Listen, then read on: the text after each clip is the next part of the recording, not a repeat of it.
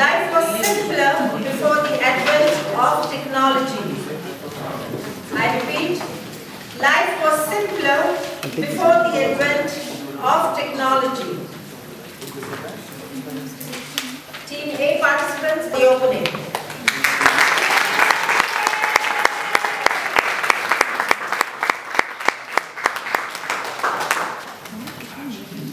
Good morning to all. Good morning. Albert Einstein once observed, "It has become appallingly obvious that technology has exceeded humanity. It has brought in irresponsible shortcuts, leaving our world more complicated, over-dependent, and unsafe." My first point. Now, family members do not spend as much time with each other. Kids do not go out and play as much. Everyone is engrossed with the internet.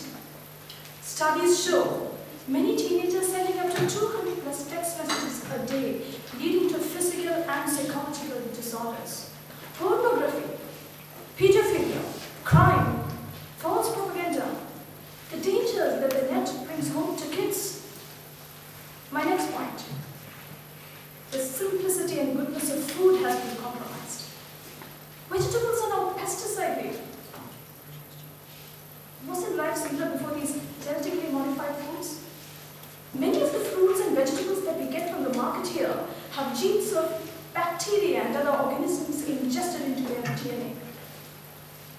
My most important point.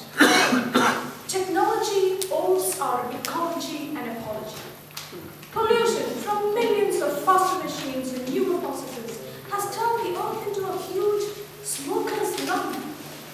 The latest UN study says human-induced changes on technology, on climate, are appalling and irreversible.